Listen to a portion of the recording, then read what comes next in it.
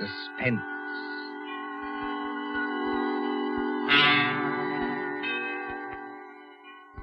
This is the Man in Black. Here again to introduce Columbia's program, Suspense. Two of Hollywood's most deft players are with us tonight. Miss Geraldine Fitzgerald and Sir Cedric Hardwicke. Miss Fitzgerald and Sir Cedric are here to match wits in a suspenseful tale by John Dixon Carr called Will You Walk Into My Parlor? If you've been with us on these Tuesday nights, you will know that suspense is compounded of mystery and suspicion and dangerous adventure.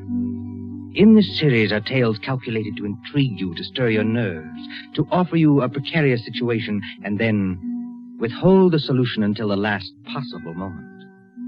And so with Will You Walk Into My Parlor? And the performances of Geraldine Fitzgerald and Sir Cedric Hardwicke, we again hope to keep you in suspense.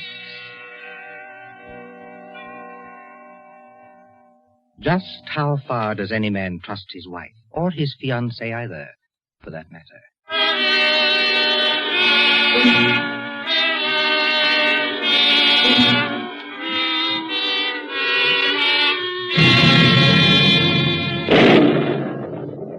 An English bazaar, a garden party in the grounds of Leighton Hall in Kent, one fine summer afternoon before the war. Leighton Hall is the home of Major and Mrs. Grant, always ready in the cause of charity. There's the stern red brick of the hall rising above oak trees. Against green lawns are the stalls and the swings and the roundabouts and the coconut shies. They are not well patronized now, because a summer storm is coming up, and the wind is whipping at the tents, flapping the gaudy banners in a fantastic manner, and sending the spectators hurrying away in search of shelter. But over in a far corner is the fortune-teller's tent, gaudy in purple and gold, yet with more than just a suggestion of mystery. Beside it is a miniature shooting gallery, presided over by Major Grant himself. Near the center of this bazaar is the bandstand, where the village musicians play lustily to keep the patronizers from leaving. But as the wind rises, it seems that only two of them are oblivious to the coming storm, for they are in love. The young man is tall, in sport coat and flannels. The young lady in a flowing gown of a startling beauty which suggests a halo, a startling beauty that glows against the gray of the sky and the paint of the tents. She has her hand on his arm for protection. Against what, you ask? Nothing.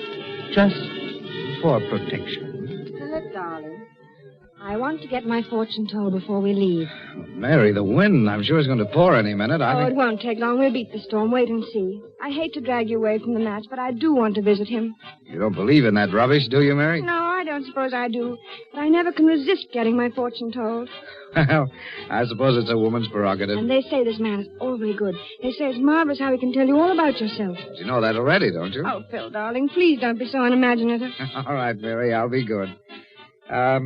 Who is the fortune teller, by the way? There's his sign on the tent, the great Omar, palmist and crystal gazer, sees all, knows all. No, I mean, who is he in real life? Friend of the Major's? Maybe the Major could tell us. There he is now. Oh, there, you two. Over here. Oh, Major. Please, Phil, we don't have to go there, do we? Go where? To that shooting range of the Major's. I hate guns. It's right next to the fortune teller's tent, Mary, and we can't insult our host. Coming, Major. Look at the Major. He's beaming all over his face and twisting that white mustache into a corkscrew. I suppose he's heard about us. Mary, my very contrary one, you're not ashamed of being engaged to me, are you? Oh, you know it's nothing like that, Phil. I'm much too much in love with you. Only all the old cats in the village are probably saying awful things about me. Now, what the devil could they be saying about Mary Sherwood, Phil Lester. Hello, Major Grant. Oh, you young rascals, you young so-and-sos. Give me a hand, each of you, and many congratulations. Thank you. Thank you very much, Major. We feel rather pleased about it ourselves. At least I do. And you, young woman, you come over here, and then you'll have every one of us Britishers at your feet. What do you do but snare a fellow American when he's helpless and away from home? And do I love being snared? Yes, old girl, it looks as though you had your man where you wanted him. Now tell me your secret. Are you a demon in disguise? Please, Major Grant. It's an awfully good disguise, if she is. Please, Major. Please, Phil. Why, Is anything wrong? No, nothing, but it's getting dark and the wind's rising. It's going to pour any minute now. A moment before you were the one who said not to worry. Oh, that won't matter, my girl. The show's nearly over anyway. We did pretty well, if I do say so myself. We came over here really to see the fortune teller. If you don't mind letting go of my hand. No, you don't, my girl. Not a bit of it. You won't let me go? Not until you patronize this charity. As a preparation of polishing off your husband after marriage, why not try a few rounds with a rifle? Show us what kind of a shot you are. No, please. Now, here's a neat little model, Winchester 61. 22 caliber. Yeah, try it. I know it's stupid and silly of me, and it's not the rifle, really. It's anything to do with death. Death? I mean, anything that suggests death. Ever since I was a child, I've never even been able to look at a dead person in a coffin. It scares me. Mary, a dead... Nobody's going to get killed, darling. You just fire away and see if you can hit the target. Yes, here. All right, if you insist, Oh, watch out! Bullseye. You've hit the electric light in the roof. You're not supposed to aim at that. I'm so sorry. Look here. Speaking of dying, if that's your style of target shooting, darned if I'm not going to crawl out from under this counter and stand behind her. Here, make way. It isn't funny, Phil. I'm sorry, but I can't go on with this. Here's the rifle. All right, here I. Sorry, Mary. If I'd known it was going to affect you like this, Oh, it's all right. I tell you what, you run along and see the fortune teller, my dear. Come with me, Phil, won't you? He'll only admit one at a time. Well, why don't you go ahead, darling? I'll wait for you here. All right, dear. You know, Major, I am an idiot for upsetting her. You're a very lucky young fellow, my lad. I hope you realize that. Oh, I realize it, all right. I hope this fortune teller doesn't keep her in there very long. Yeah? Why? Look at the sky. It's getting black as pitch. If you're not careful, this wind is going to blow all your tents into the next county. Well, these tents are pretty securely pegged, young fellow. I think we can risk it. It's so dark that... Wait a minute, look there. Yeah, where? The fortune teller's tent.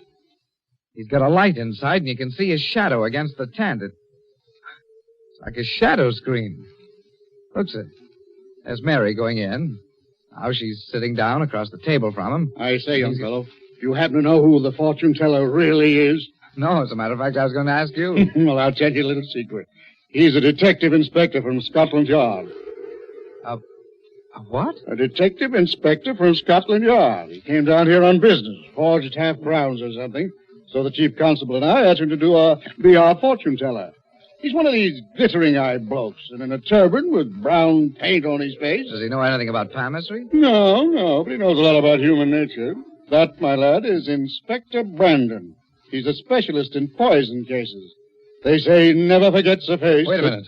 Why, is anything wrong? What's he saying to Mary? Look at those shadows. Mary's jumped up and backed away from her. He's pointing his finger at her. Now she's backing out of the tent. Look, Major, he's following her. Can you hear what he's saying? Remember, my dear, ashes to ashes and dust to dust. No. Ashes to ashes and dust to dust.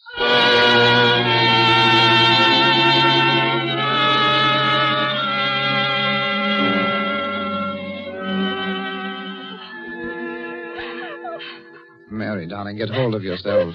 Mary. Darling, you shouldn't get all upset over that fortune-telling lingo. What's wrong with you? What was he saying to you? Saying to me? Nothing at all, really. Only the usual thing about a happy life and a little illness, but nothing serious. Then why were you so frightened? Frightened? But I wasn't frightened. Oh, no, Mary. I'm sorry. I saw your shadow on the wall of that tent, and I heard you shrieking. I think I'll go in and get my fortune told and see what all this is about. Phil, you mustn't. Why not? I felt a drop of rain on my head. It's going to pour down in a second. Hadn't we better run for the house? Well, you go on up to the house, Mary. Oh, Phil, I don't want to be by myself. All right, then, dear. There's the Major. Here, give him this gun, will you? I'll be with you in a moment. I'm going to see that faker. Fortune teller. May I come in? You may. Please to enter. Thank you. Sit down in the chair opposite to me. First, tell me the date of your birth. Then look at the crystal on the table in front of you. Just a minute, Inspector Brandon. Do you mind if we drop the mumbo-jumbo? Well, as a matter of fact, I'd like to drop it. It's been a bit of a strain talking like Hamlet's ghost. Well, what's on your mind? Well, maybe it's only the heat or my own nerves, but... What were you saying to Miss Sherwood? Miss who? The young lady who was just in here, my fiancée. What's wrong? Why did you jump like that? Did you say fiancé? Of course, why not? Now, look here, Mr... Oh, my name is Lester, Philip Lester. And what did you say her name is? Mary Sherwood. Here, what's all this mystery? Tell me, Mr. Lester, has she lived here in the village for very long? No, only about 6 months. And how long have you been engaged to her? Believe me, I have a reason for asking that. How long have you been engaged? Well, it'll be a week tomorrow, but... Week tomorrow? Has she by any chance invited you to dinner at her house tomorrow night? Dinner? Has she? Yes, as a matter of fact, she has, but I don't see... You know who this Mary Sherwood really is? No? Well, I'll tell you. She's... Inspector Brandon. Never stand with your shadow against the light. You're hit. Here's her. Friend, I'm terribly sorry, but Phil shouldn't have given me this dreadful rifle to hold. All I did was touch the trigger by accident. I hope I haven't hit anything. In the quiet village of Sutton, later that same night, after the unfortunate accident that couldn't be helped, a rather white-faced young man, Philip Lester, slips down the road, pauses in front of the door to the inn, starts to enter, and then changes his mind. He looks over his shoulder and then walks around the building, being very careful to stay within its shadow. He slips in through the side door and makes sure that no one sees him as he makes his way quietly up the stairs to a darkened passageway outside the bedrooms, glances at the number on the first door, and then hurries down the hall. Stops in front of room 27. Yes? Come in. Inspector Brandon, I thought... Hurry quickly. Yes, sir. You're sitting up. And taking nourishment, thank you. Oh, excuse me, Inspector, but I heard you were still unconscious and not expected to live. Yes, that was the report that I asked Dr. Stiles to give out. But why? I had my reasons, Mr. Lester. As you can see, fortunately, I was the recipient of only a flesh wound across the left shoulder. It bled a little, but not much. Then, Inspector, poor Mary's nearly frantic. She thinks she's killed you. Let me ring her up and... Stay away from that telephone. Why? Because I want to tell you a few things about Miss Mary Sherwood. In the first place, she isn't a miss. She's had 3 husbands already. What? All of whom died a violent death by poisoning. What are you trying to tell me? Now, just a moment before you lose your temper. 3 husbands and 1 fiancée whom she didn't bother to marry. First, the fiancé. They made mutual wills in each other's favor. Exactly a week after the engagement, following dinner at her house, this fellow was taken ill. He died before morning in tetanic convulsion. Inspector, that's ridiculous. Mary, why, she's so young and innocent. Young, perhaps, but... I don't believe it. Don't take my word for it. I've sent Sergeant Lambert to London for the file. You can see photographs and fingerprints. I still don't believe it. Then tell me, Mr. Lester. You're quite a wealthy man, aren't you? Yes, I'm fairly well off. Have you and this woman made a will in each other's favor? Mary wouldn't need to do that. She's got plenty of money and a collection of jewels worth I don't know how much. I quite agree, but you haven't answered my question. Have you made a will in each other's favor? Yes. Well, whose suggestion was that? Yours or hers? I don't remember. We started talking and agreed it would be a sensible idea. But it shocked you a little, didn't it? Now, you wondered why it was necessary. Inspector, a minute ago you were talking about photographs and fingerprints. Well? You don't mean Mary's been on trial? She has been on trial 3 times. Yes, 3 times, and under 3 different names. But she was acquitted. Yes, because she had a cast-iron alibi. There, you see. Wait. She was acquitted simply because the prosecution couldn't show how the poison was administered. You've been listening to the OTR Gold Network. Find more classic radio at otrgold.com.